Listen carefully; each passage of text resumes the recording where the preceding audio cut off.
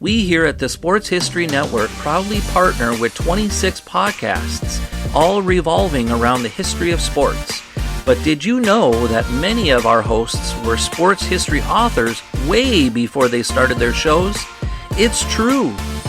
We've got Joe Ziemba, host of When Football Was Football, Joe Zagurski, host of Pro Football in the 1970s, Mark Morthier, host of Yesterday's Sports, Tommy Phillips, host of Lombardi Memories, and Scott Adamson, co-host of From the 55-Yard Line.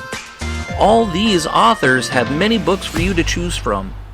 To check them out, go to our website at sportshistorynetwork.com/sportshistorybooks. Pick up your copy today.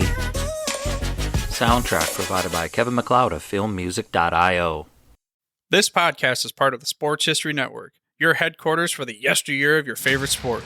You can learn more at sportshistorynetwork.com. On April 20th, 1992, surviving members of Queen, David Bowie, Robert Plant, Axl Rose, and many more converged on a stadium to perform at a tribute concert to honor one of the greatest singer-songwriters of all time, Freddie Mercury, who passed away on November 24th, 1991. This was in a stadium that in 1992, this week's guest probably never realized he would have also been on that same field. The stadium is pretty famous. It is in London, called Wembley Stadium.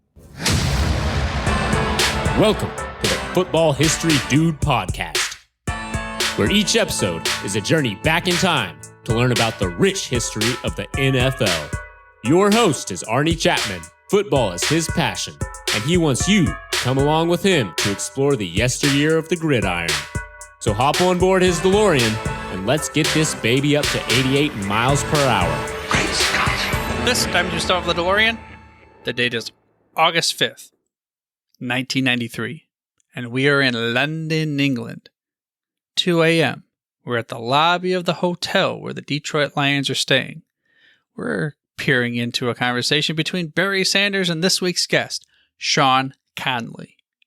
We'll get into that story more in the episode, but it all ties in to one of the reasons why I reached out to Sean. He is a former kicker in the NFL and also for the University of Pittsburgh. His career wasn't what he dreamed of as a kid, but he made it to the show.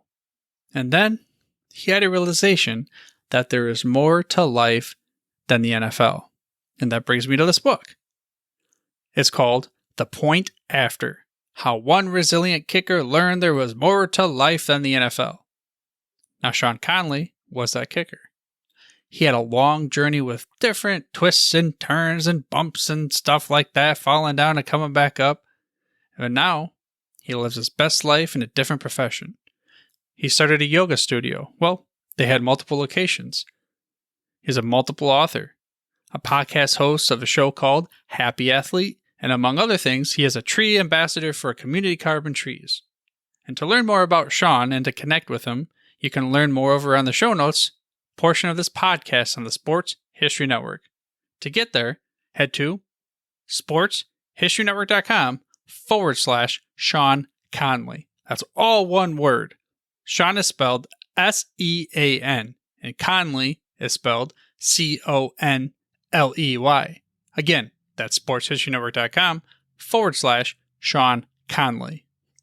And if you're listening to this episode before July 16th of 2022, you can sign up to win a free autographed copy of Sean's book, The Point After: How One Resilient Kicker Learned There Was More to Life Than the NFL.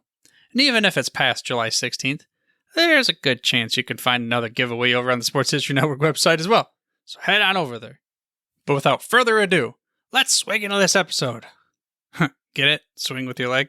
With Sean Conley. So again, we're going to focus primarily on your book, The Point After: How One Resilient Kicker Learned There Was More to Life Than the NFL. And we're going to get into that. But first, I got to talk to you a little bit about this thing right here. It's a DeLorean. Can you see that in the... All right, the premise of the show is you're going to hop in this DeLorean. You know, this one right here, Doc Emmett Brown, he borrowed it to me so we can go back 88 miles back in time to history. For you specifically, can you take me back to the moment where you said to yourself, all I want to do in life is I want to be a kicker in the NFL. And where did that come from? Yeah, absolutely. Yeah. And by the way, one of my favorite movies. So this is perfect. So yeah, and actually I'm thinking the movie came out in 85, but Hey, I was only 3 months old about when it came out. So yeah, it's like a near and dear type of thing to my heart. I mean, we could go on and on. The listener of the show has heard ad nauseum my fandom for the movie series. So yeah, I was actually 15 at the time, but yeah. So to answer your question, so for me, like growing up, my father, I grew up in Erie, Pennsylvania, which was and still is like a huge sports town. And the world that I was living in too, like I really felt like life was all about sports. So my father was a 3-sport athlete. He was offered a minor league contract with the Pittsburgh Pirates. So he was like my superhero, like super sports hero growing up. And, I played a multitude of sports, and one day it was my dad's idea. He said, "Hey, let's do, punt, pass, and kick." And that was like this new competition that I think came out like in the 70s. So this is around like 1980. I'm about, like 9 or 10 years old. And, he says, I think you got a strong leg. You should just give it a shot. I had no idea really what it was all about. We hopped into our metallic blue station wagon with, no seat belts, and away we went out to the country. And, I did this competition, the punt, the pass, the kick. And I just was hooked on the kicking part. It was, something I really didn't know I had this skill for. Well, I wouldn't say skill, because actually of the 3 things I did, I did the worst kicking. It was more just like a love and a passion for it. And so, from that day on, I just loved kicking the football. And most of my training was just like out in the street, like growing up in Erie. We'd have these crazy snowstorms, and our street was a quiet street. So I'd go out in the street and just, squish the ball into the soft snow and just like kick it back and forth, and until the street lights came on, until I had to go back in. So I just, my kicking just was for the most part just like fun and playing until I got realized I need to get a little bit more serious and regimented about it. And when I got in high school. So, okay, let's go to Erie. Well, before I get into the football thing, we got a guy on the network, Pigskin Dispatch, Darren Hayes. He's also from Erie, Pennsylvania. So let's give him a shout out first. But second of all, if I had to Erie to go visit Darren, what restaurant should I take him to?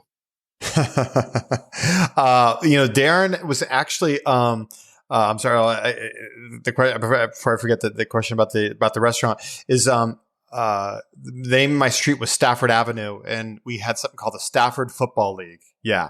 So we actually had a draft, we had teams and everything, and it was for the most part like 3-on-3. And, we actually played tackle football in the street, and we were able to do this because the snow did get so high in the street. It was like there was a layer like 4 or 5 inches, and the snow got so high on the sides that was like the out of bounds. So you could tackle kids into the snow piles. It was crazy. So we had a playoffs, Super Bowl, the whole thing. But Erie has a ton of Italian restaurants. I don't know if it's still there, but my favorite was Hector's. I don't know how Erie was able to get away with this, and they still can. They actually put restaurants in homes. Like you'd be just driving down like a random residential street, and there's a restaurant, an Italian restaurant or a bar in what looks like just like a house. And it was just, something of zoning they must have did at some point, and they kept it, but like it was all over. Like, just in my little residential neighborhood, there was like 4 or 5 Italian restaurants that we could walk to, and bars that were just right there. It was something unique to Erie. So I got Hector's is what you gave. We'll give a Hector's, to him, right? Yeah. All right, yeah, we'll have to talk to Darren about that someday next time I speak to him, see if there is a Hector still out there. And it sounds like you guys almost like had arena/hockey football before it was even really a biggest thing. Yeah, and we also made hockey goals out of 2x4s, and we put sheets too. So like we would also just slide out hockey goals, and then when the cars would come down, we'd slide them to the side and bring them back in. Like Erie, unfortunately, it doesn't get the winners like they did. Yeah, like there was so much snow from like November, December through March that we could play our tackle football right in the street. So you were in the middle of, I guess, 3 different major NFL franchises, which of the three would you have been a fan of? Yeah, I actually grew up a diehard Cleveland Browns fan. So Buffalo is the closest. It's like 80 miles from here, 86 miles. But at the time, the Browns had such a rich tradition, in the 60s and 50s. So like growing up with like in the 70s and 80s, there was still like a lot of Browns fan. And then Steelers, I'd say like it's like 50-50. My dad would take me to a Cleveland Browns game. Usually twice a year, we'd sit in the wooden bleachers in the dog pound, and he would take me. I'd be like 7, 8, 9 years old, and I can't believe he took me to the dog pound because I would, hear words I never heard of, and everyone's like smoking pot in there. I mean, it was the dog pound. I would go when they, had the the guy with the dog face and all that. It was hardcore.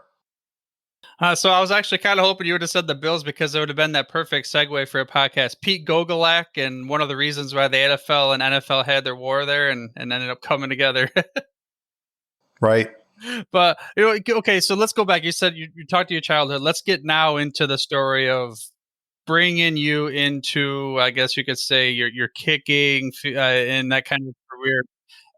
As a youngster, you said you were diagnosed with ADHD in the book. How did that affect your career as a kicker, maybe positive or negative? Yeah, great question. Because actually, the answer is both positive and negative. So growing up with ADD, I was able to channel it very well. So for me, that was how I could like get out of my head, so to speak, was kicking. But where it became very challenging for me is because I would get so much in my head. So when I wasn't kicking, before I would kick or after I'd kick, I would think that I needed to do more. I needed to train more. I needed, like when I would kick, because of the ADD and the way my mind thought, I thought I had to kick like a certain amount of balls and that I couldn't quit. So that for most of my career, I wasn't very intuitive as a kicker, which is something like you definitely need. So that didn't come later on in my career, but like I would have a notepad and I would kick, 5 on the left hash from the 25-yard line, 5 in the middle, 5 on the right. And I'd just keep going back and I just would keep kicking. No matter how fatigued I felt, I would just keep kicking until I hit those numbers. So it certainly helped me because I improved dramatically and, I trained hard, but what it did, and I didn't know this till later, is by the time I was 25, I had a leg of probably a kicker who was like 45 because I just put in too many reps. And it wasn't until like toward the end of my NFL career where I realized it was more about quality over quantity. But by then I'd already done the damage to my leg, hip, and back at that point. If that even happened to you ever, so with that, did the freezing ever phase you? Like when they freeze a kicker? No. Luckily for me, and I don't even know like why this is, but I never had an issue with like freezing or playing in front of large crowds, and I don't. It wasn't like a training that got that. It's just for whatever reason. And I think for kickers, we just don't find this out till we start to kick in these situations. It just I was always for the most part pretty relaxed in those situations. And I think what that had to do with is just, when I would train, I did a lot of visualization.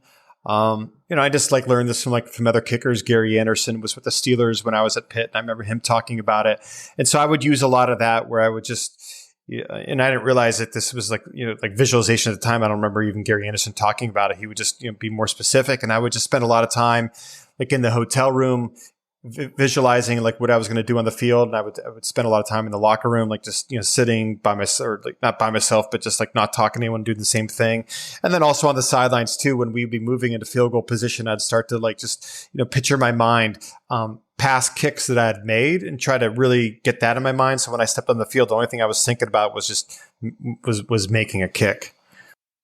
This is like episode, I don't know, 7 or 8, whatever it was when I was doing solo episodes. I remember researching Jim Thorpe, one of the greatest athletes of all time. And when he was on the boat over to the 1912 Olympics, he was taking what they thought was a nap, but he was closing his eyes. And, I can't remember what who the coach's name was, but came up and said, "Hey, Jim, you sleeping?" He's, "No, I'm just visualizing myself doing, whatever the different ones, hurdles, or 'cause he did the decathlon." So it was like, he didn't realize what he was doing back then too, but that's basically what he was. Wow, that's amazing. Yeah, so he's totally ahead of his time then. Yeah, yeah. It probably didn't have a name at the time, but he was doing it.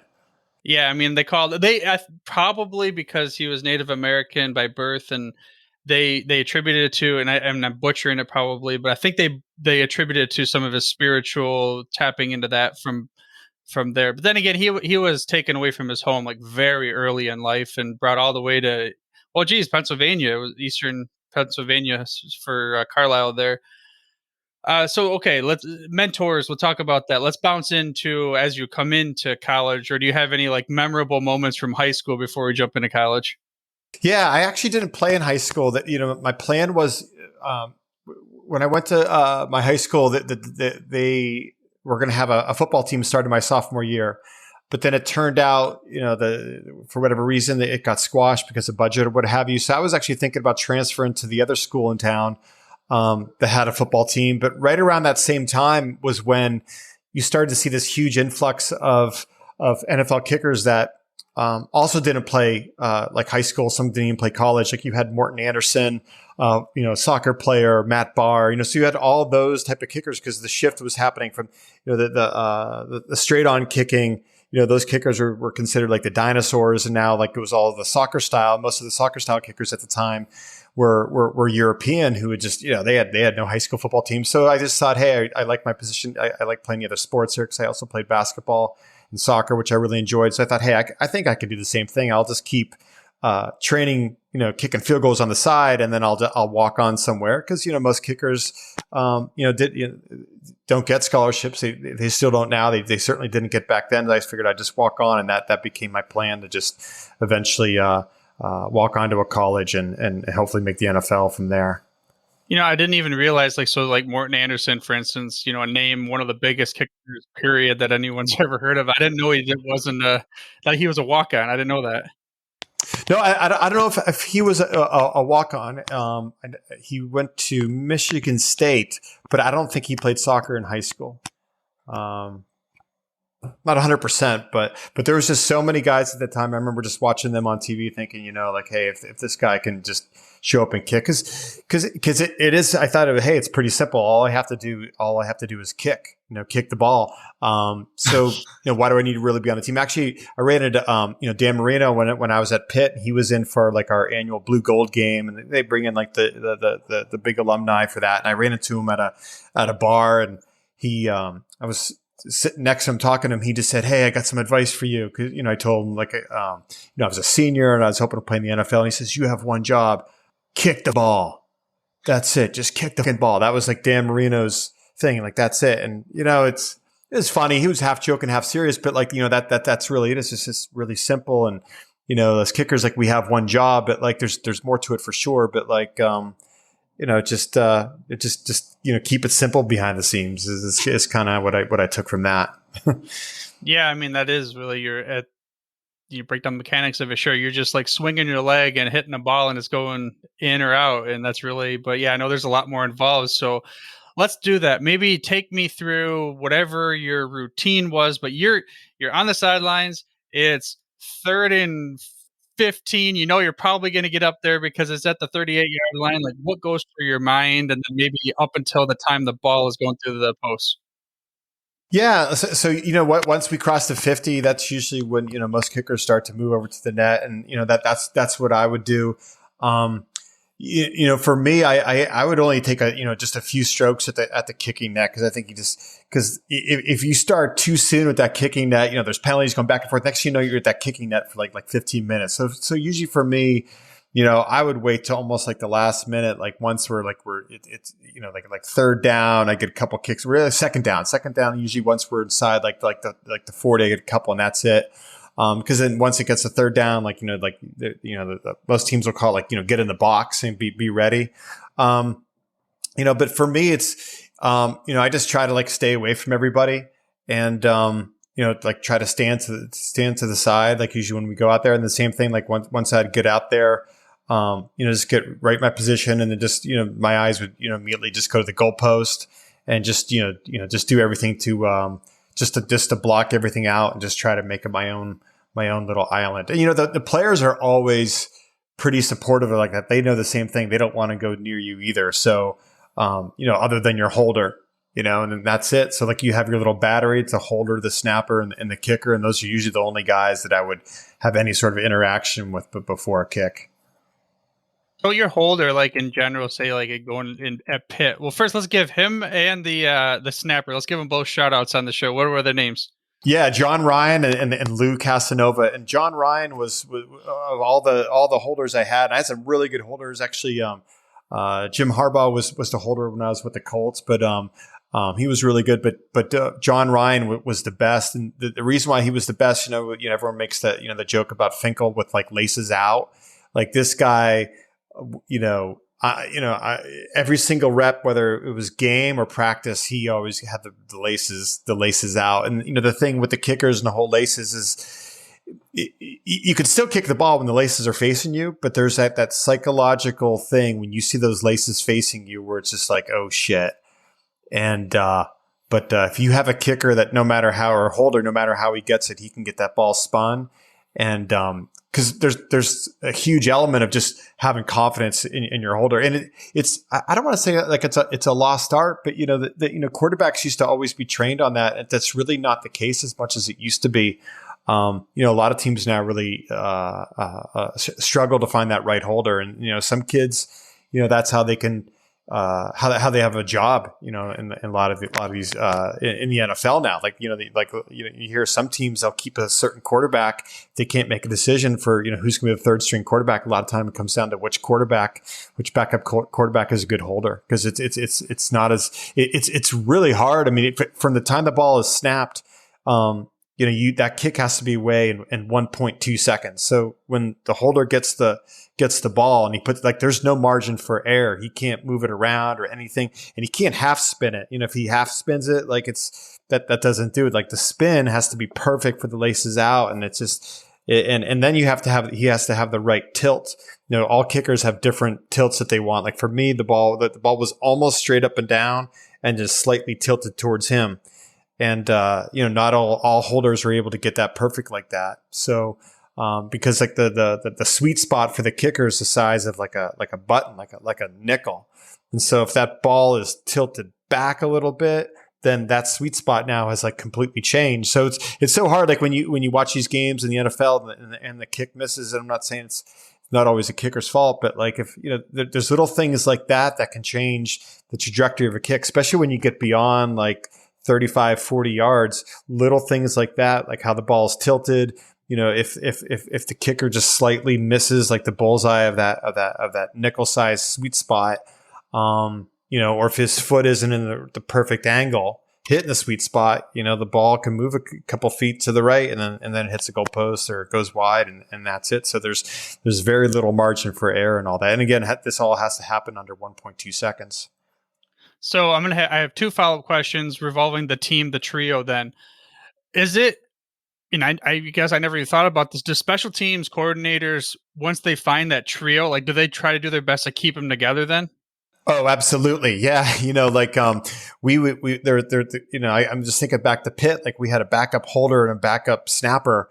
And if you were to just take one of them out, the difference was huge. Like the drop down in, not the word talent, but just in like efficiency and confidence, so so there's a couple times during some practice weeks where Lou, the snapper, was having issues with his shoulders, and different centers came in, and it's just a little bit different. Like the rhythm's just off a little bit, and you'll see that in games too. Like when you see the long snapper's out and someone else is in, and next thing the long snapper goes over, snaps it over the holder's head. It's really hard. That's the other thing too. Like he has to whip that snap back, and it has to be like in that perfect spiral. And it's not an easy skill, and nobody ever talks about the long snapper unless he sails it over the guy's head. Yeah, actually, I feel so bad about it right now, but there was a Lions Don Molbach. He was one of our longtime special team snappers, and I always read that he was one of the better. And I don't know if he was with Hanson. We'll get into that later with Jason Hanson and your running mate there with the rookies. But I was just always curious, like how much of a difference, like. Well, is it 15 yards between the kicker and the snapper and the holder? Yeah, so field goal is like 7 to 8, depends on like the kicker's trajectory. Like if he's someone who can get the ball up, high and quick, then it's closer to 7. If he's someone who has a little bit lower trajectory, then they're better off at 8. And then the punt is usually around 14 to 15. That must be what I'm thinking of as the punt then. Yeah. Okay. So yeah, I mean, like, okay, you're talking 7 to 8 yards, like how much of a percentage change, how much better can like one snapper be than the next, just from a pure trajectory standpoint? Yeah, I mean, usually the biggest difference is that time to get at 1.2. Like, if his rhythm, if he doesn't whip it back quite as quick, like this would happen sometimes. You'd have a backup snapper who it just didn't go as quick as the starting guy. So because of that, you sometimes felt like you had to make up for that. So maybe you'd kind of inch and like get ready to start a little quicker because you had to do 1.2 or like the kick wasn't going to get off. The problem with the whole 1.2 is especially you have the guys on the corner who is so fast, and then you also have the penetration up the middle. So that's sometimes you would adjust with that. If the guy was a little bit slower, the backup, sometimes that's when you'd move it back. Okay, we're going to do 8 yards because we know the snap isn't going to be as fast. This will give us a better chance to get the kick off, even though now the kick is 1 yard longer.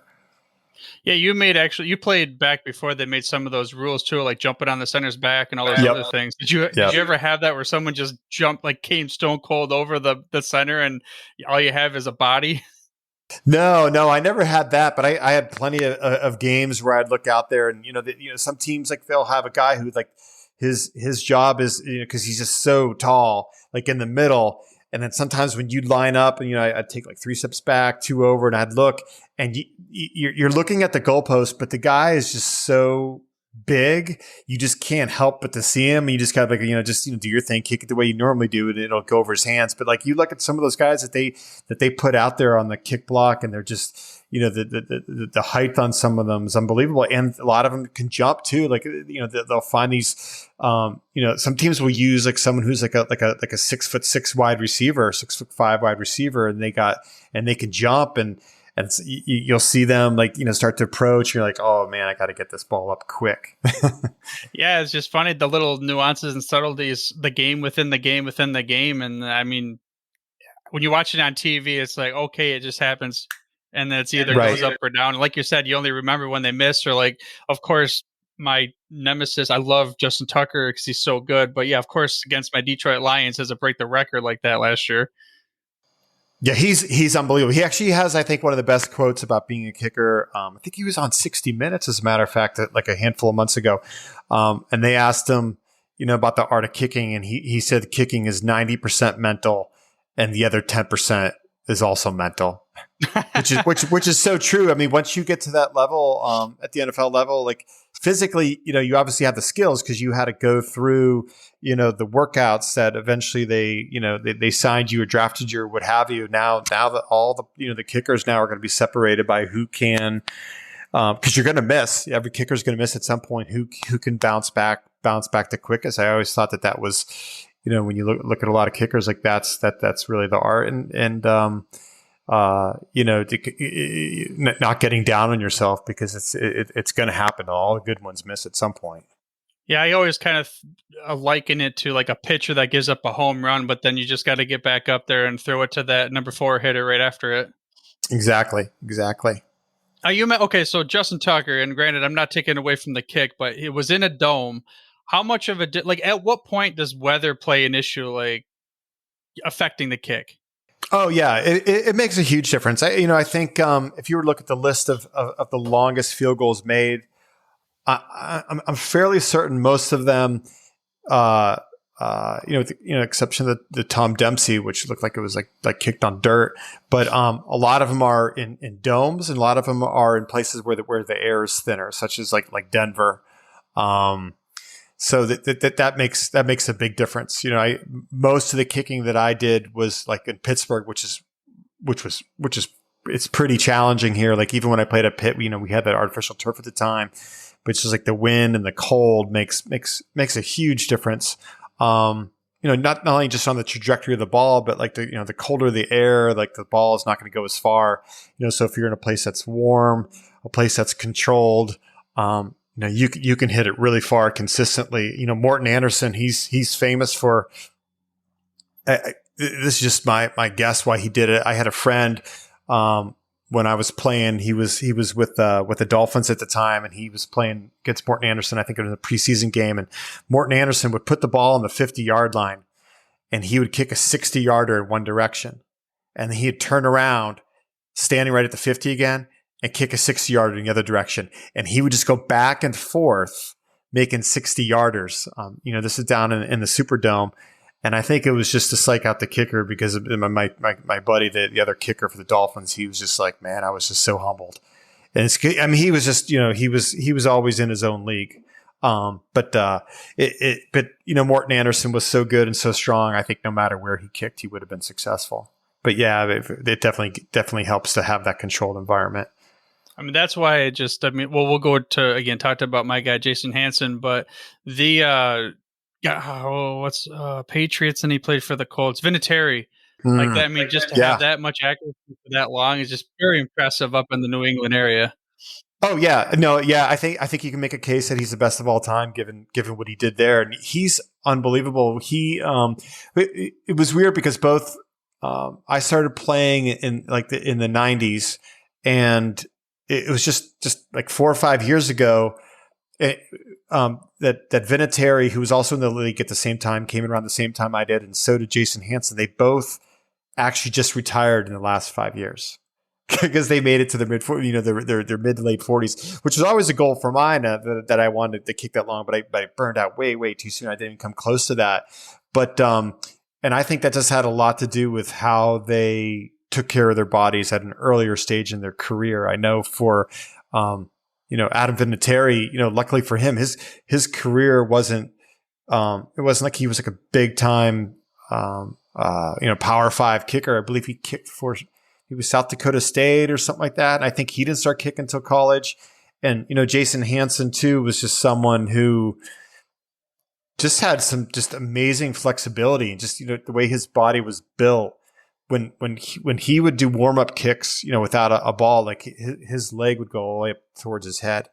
I was just built much differently like that. I was more of like a puncher kicker, more like the style of like Morton Anderson, where like my leg wouldn't go back very far and it wouldn't go up very far. It was just luckily for me that my technique worked, like how I struck the ball, but I was just very, very tight, and so my body over time didn't handle that very well. But Jason Hanson was just, the way his body was built, and also just he had like insane focus, and he was such like a attention to detail that, and he was unflappable too. On and off the field. Like if you just talked him on the sidelines, like he just was like, he reminded me of like I always thought like when I first saw him, he looked like Richie Cunningham from like Happy Days. Like he was just like cool and happy and smooth, and like he never got too high, never got too low, and never got frustrated. Like in practice, I remember one day he was missing a bunch. Like a bunch for him would be like 2, and it just didn't bother him. He just knew exactly what he did wrong, and like the next kick,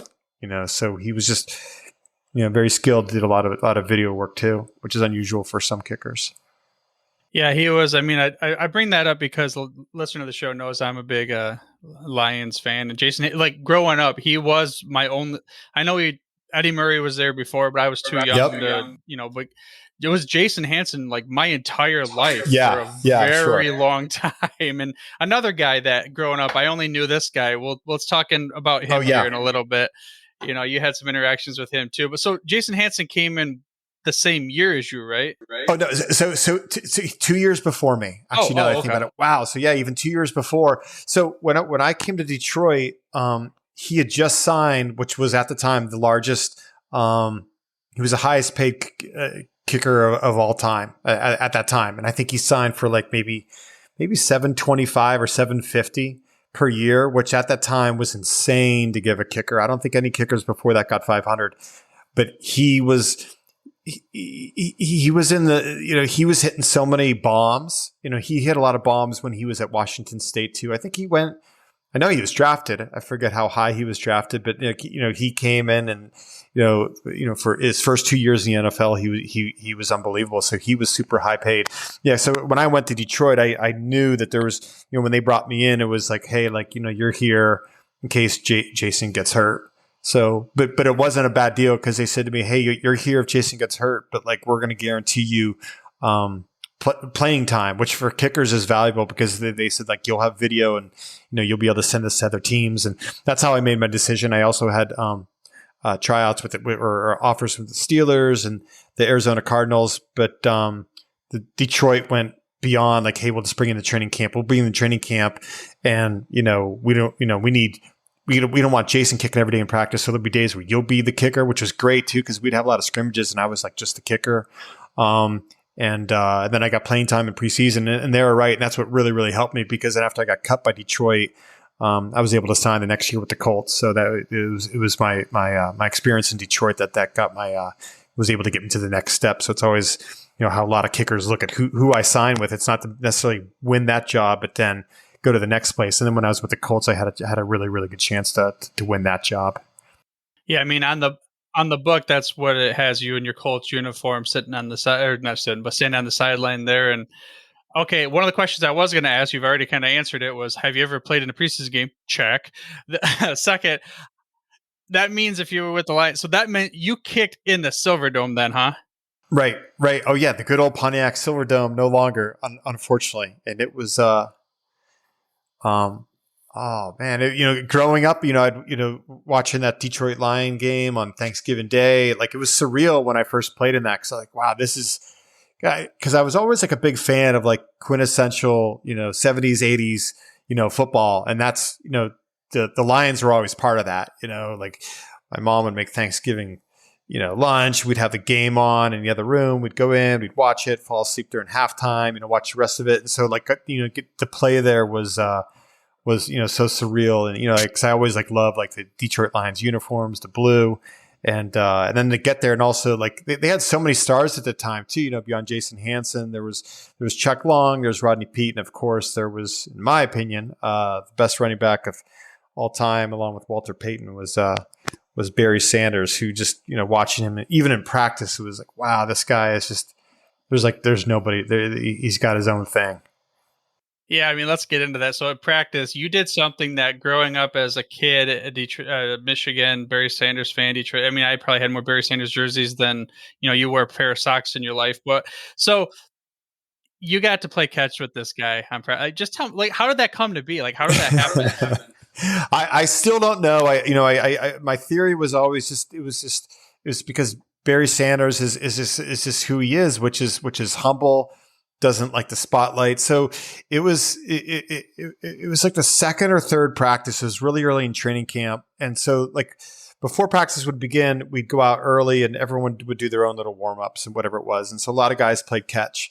So he came up to me, he had a football in his hand. Well, I see him starting walking towards me, like, oh man, this Barry Sanders is walking towards me. Like, what could he possibly like want to talk with me? Because you get that sense when you're in training camp, because you first come in, there's 80 guys, and then there's a cut, and you get down around 60, and then down to 45, and so you kind of think to yourself like, like are any of these players even going to talk to us? Knowing that a lot of us are going to be gone or whatever, and a lot of players wouldn't, because they got that sense like you're just not going to be around, But he starts walking over to me and he's like, hey, do you want to play catch? And I'm like, wait, really? Barry Sanders. And I'm looking at him. And the crazy thing, I was taller than him. I couldn't believe it. But like his thighs were like 4 of mine. And, he just has such this amazing, for being a player who just plays so hard and so passionate, he was just so like such a relaxed guy. And then we played catch. And the next day, like it was the same thing. Like I met at practice, he just starts throwing me the ball. And then every day before practice began for the next 5 weeks, 6 weeks or whatever it was, I'd play catch with Barry Sanders before practice. So it was just another surreal moment that, probably one of my favorite moments of being in the NFL, like probably even like more, memorable than the playing time when I had some.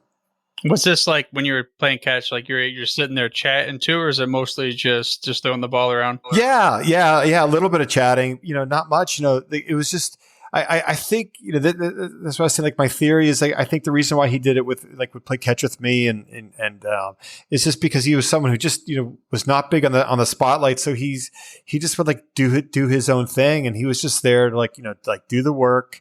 He seemed to be a guy he'd rather be around,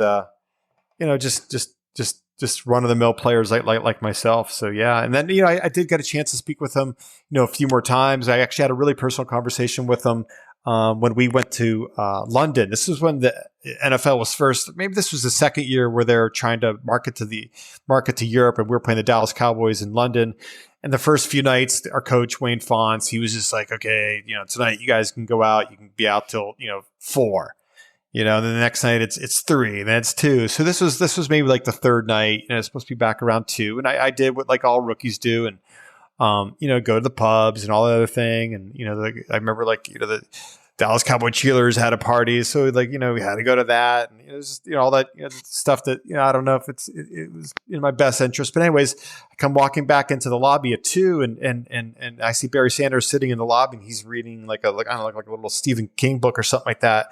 And I came down, sat down next to him, and I remember telling him hey, I'm really somehow the conversation turned to to the cuts where we're which maybe I think 2 weeks away, and I said something about them. He said, hey, whatever you do, or whatever happens with your career, remember that there's more to life than the NFL, which is where I got the subtitle for my book.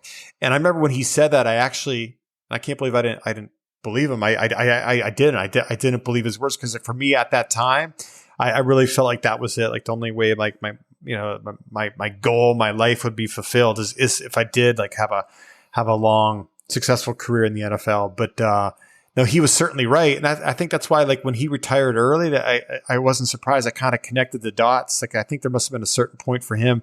And I know that a lot of it had to do with the contract and the management and so forth. But I think, he made a decision. A lot of athletes don't, which is he went out on his own terms, because he knew he had more in his life beyond, running around on a football field. Yeah, and I can appreciate that more now as I got older. But as a youngster, you don't want to say you immortalize him, but as a kid, I did. I immortalized Barry Sanders. I was him in the backyard. I didn't remember any time in my life, because he was so durable too. I remember no games basically that I can recall, and then it happened. And I kind of blame Michael Jordan for this, because Michael came back after he retired. So I'm hey, Barry will come back. And I just remembered I cried as a kid. It just, it was just one of those things. But again, I like how he gave you, ultimately the title of the book, but there is more life than football, because that's hard for athletes to transition, especially when it's your pinnacle, I guess you could call it, because the NFL, there's no other place to go other than, I guess, you can get the Hall of Fame, but that is the top of that type of sport, and you're essentially out of it at your 30s if you're lucky, mostly in your early mid-20s kind of thing. Now, I was just say, before we get into maybe some of the other stuff that's beyond the NFL career, we didn't get a chance to give a shout out and love to your coach, Amos Jones. I just wanted, how did he impact your life? Oh, huge. Yeah. If it wasn't for Amos, there's no way I would have had a successful season at the University of Pittsburgh, or been able to do what I was able to do at the NFL level. I got really lucky when I went to Pitt, because I was a walk-on, a transfer walk-on. There was already 4 guys that were on scholarship. And so when I first went there, I was and actually there's a couple other walk-ons too. So I was 6th or 7th on the depth chart when I first got there. But lucky for me, it was also Amos Jones's first year. And the crazy thing about Amos, he's still coaching. He's actually still coaching in the NFL right now.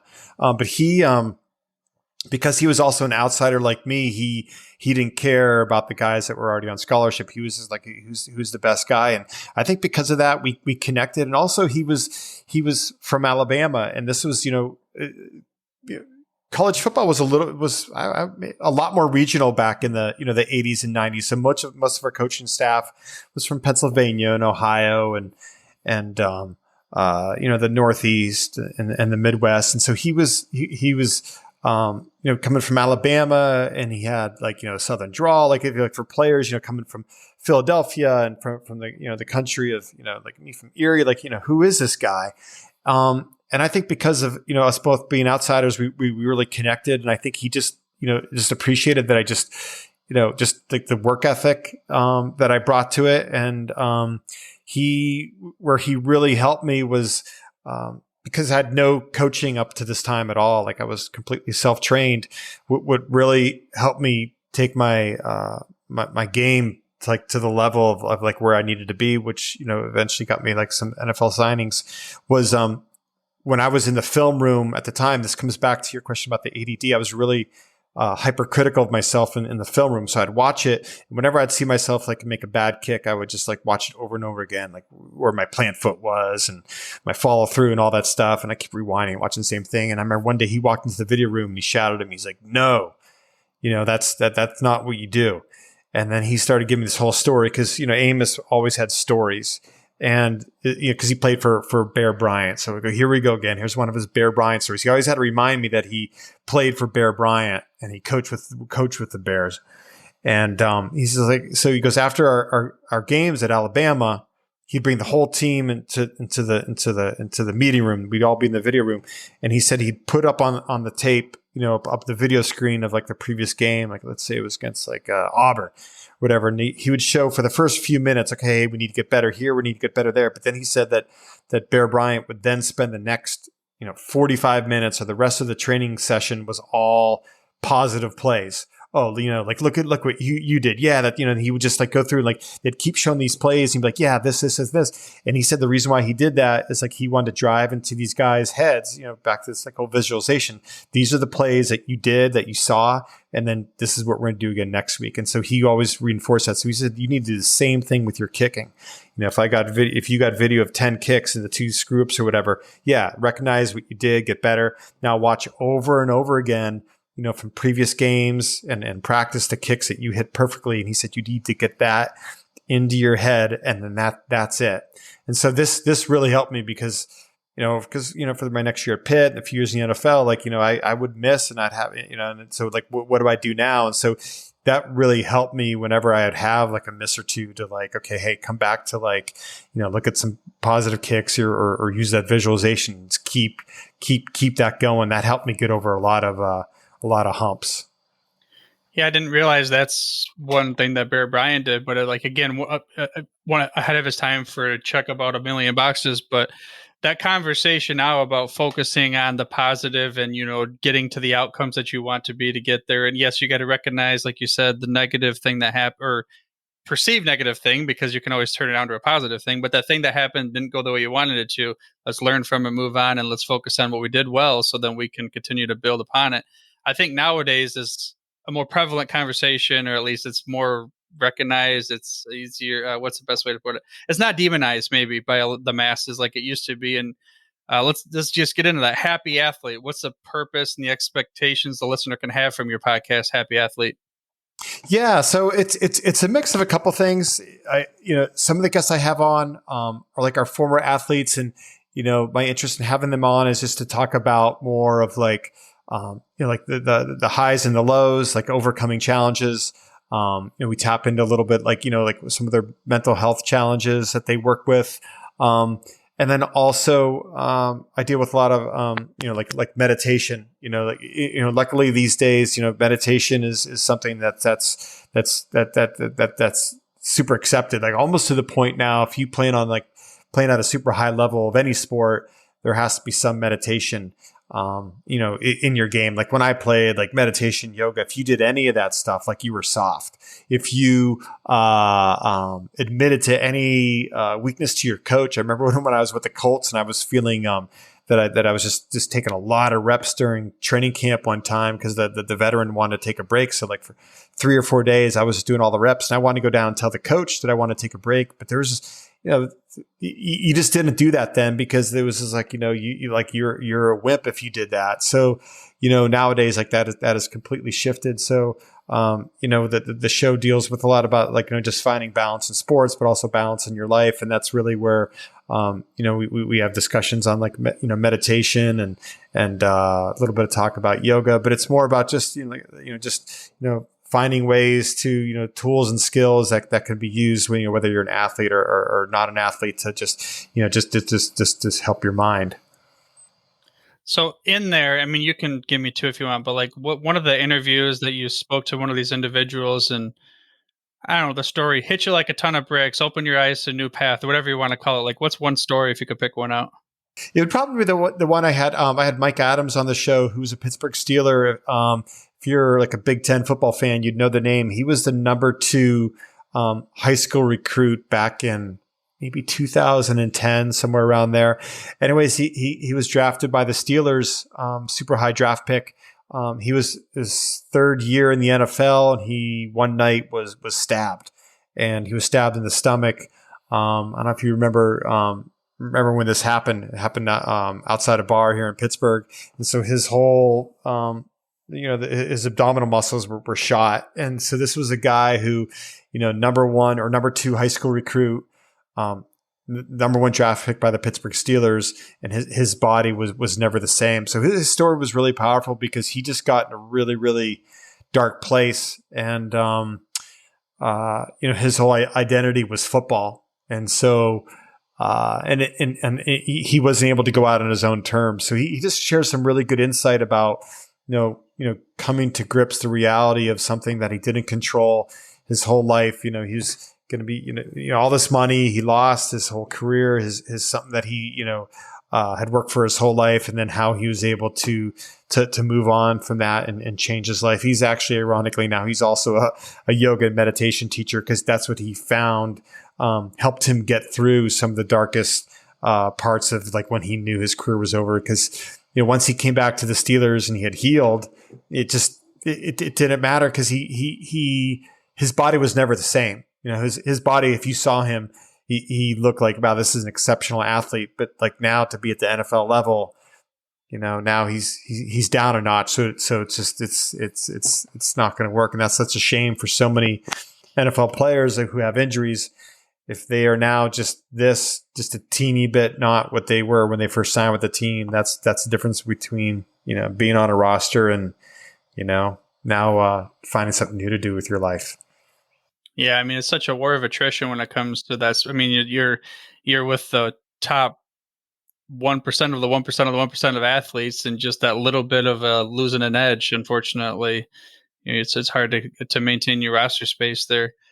Speaking of that, like that's perfect into like what you dealt with throughout your career in the book. I mean, let's give the listener of the show the name of the book once more time. Oh yeah, thanks. It's called The Point After: How One Resilient Kicker Learned There's More to Life Than the NFL. And then the name of the podcast with Happy Athlete.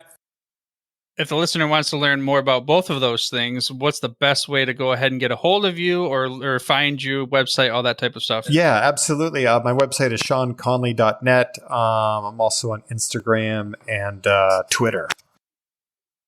And then we'll put links in the show notes for everybody to look in that. Speaking of the website, so there's one thing that I saw in there that I don't know if the listener is interested in this, but there's an opportunity to head to Costa Rica with you for a retreat. What's that all about?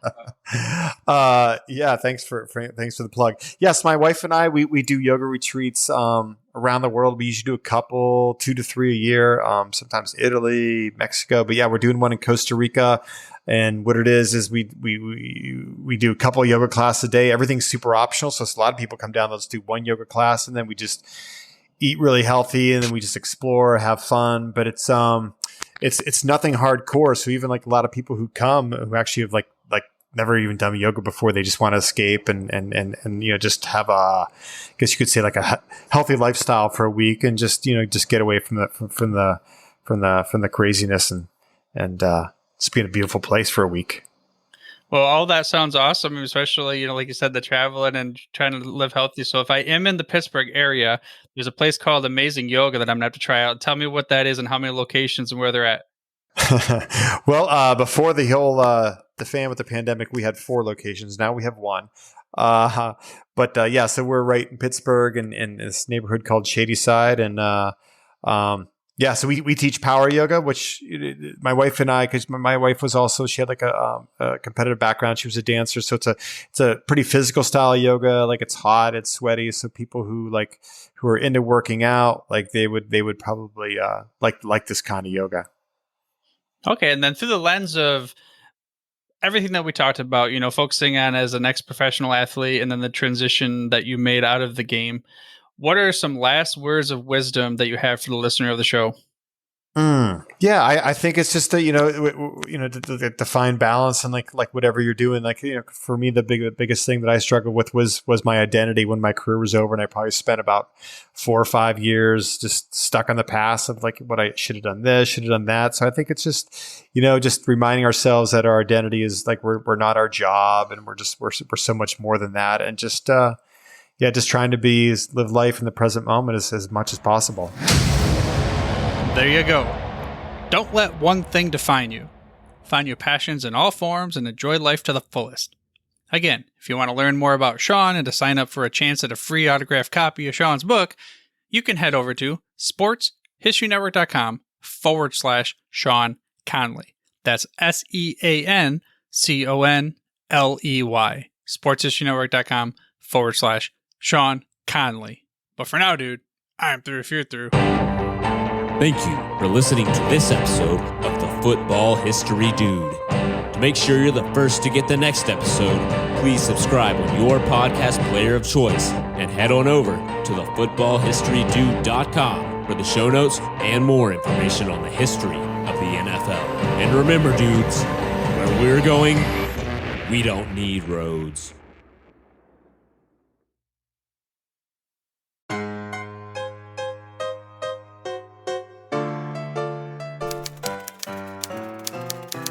Put up my replica 1909 World Series program poster from Row 1 brand. And that's all it took for Marla to do a complete redesign of the Guardian offices, doing up the walls with tremendous prints from baseball, football, basketball, hockey, and more sports events. And every one of them can't help but trigger memories of sports yesteryear. And here's the last one. Let's put it up here by your desk. Perfect. Ah, that's a nice one. College football, 1923, Navy versus Penn State. Do you remember that game, Marla? I sure do. It was October 20th, 1923. Cloudy, but a reasonable 57 degrees at the 2:30 kickoff time. Over 20,000 turned out at Beaver Field in College Station, Pennsylvania for this clash of two of the nation's top teams. The Nittany Lions were the underdogs, despite having won their first 3 games by a combined score of 94-0. The heavy favorites were the Midshipmen, who went on to play in the Rose Bowl after the season. Right, and the game immediately became... The entire color of the game would ultimately be dominated by Penn State's star halfback, Harry Wilson, but both offenses took some time to get going for a good 22 minutes before Wilson got the crowd to their feet with an interception of Bill McKee's forward pass, returning it all the way for his first touchdown of the day.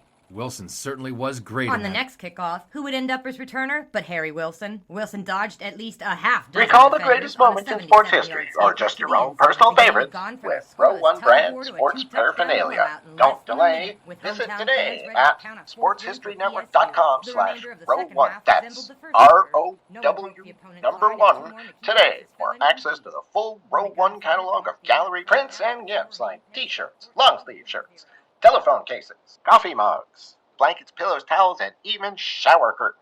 Act today for a 15% discount off all prints with coupon code SHN15 and 20% off all other items with coupon code SHN20 at checkout. And keep your dial locked to the Sports History Network for the exciting chronicles of the 1920 sports world in Orville, Mulligan. Sports Right, coming soon. The score remained Penn State 14, Navy 0. The second half had barely begun when Harry Wilson and Penn State went on to work on Navy again.